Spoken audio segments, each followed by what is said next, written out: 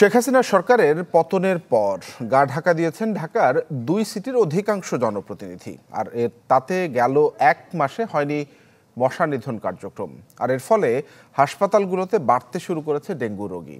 Dengue প্রতিরোধে ব্যক্তি সচেতনতায় গুরুত্ব দেবার পরামর্শ চিকিৎসকদের। জিনিয়া কবির সূচনার রিপোর্ট। আর ক্যামেরাতে ছিলেন স্বাধীন ইসলাম।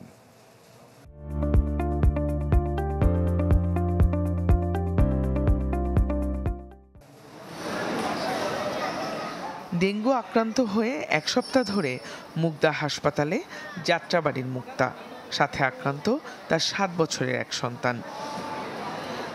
মা হাসপাতালে থাকায় সেখানেই সময় কাটছে 11 মাসের অন্য সন্তান মায়ানেরও।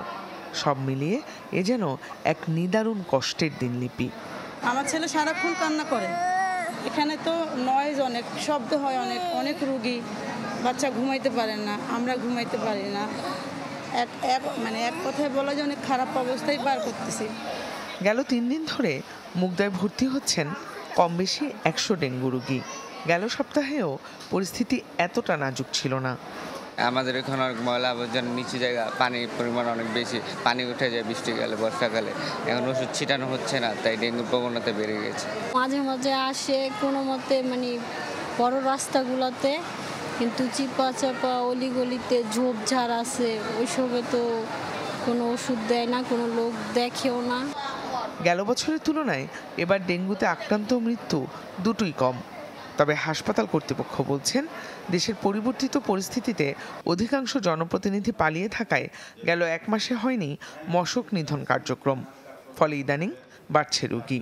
এখন বর্ষাকাল ফুল ব্লোন অবস্থায় চলছে, যে কোনো জায়গাতে পানি জমে যাচ্ছে, এবং সেখানে যদি এই ময়লা আবর্জনাও পরিষ্কার ঠিকভাবে না হয়, তাতে আমরা বুঝতেই পারি যে অন্যান্য জায়গাতে ডেঙ্গি কিভাবে বাড়ার সম্ভাবনা আরও থেকে যাচ্ছে সামনে। ধীরে ধীরে প্রচুর পরিমাণে রোগী বাড়ছে, কিন্তু সেই তুলনায় আমাদের লজিস্টিক সাপোর্ট এবং হিউম্যান রিসোর্সেস সাপোর্ট অত্যন্ত কম। বংশবিস্তারটা যদি রোধ করতে পারি আমরা ব্যক্তি পর্যায়ে, তাহলে কিন্তু সম্ভব আসলে ডেঙ্গুটা থেকে আমাদের উত্তরণ পাওয়া। কারণ একা পক্ষে কিন্তু সম্ভব না ডেঙ্গু প্রতিরোধ করা।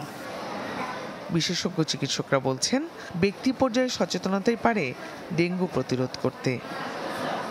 জিনিয়া কবির সূচনা, চ্যানেল 24, ঢাকা।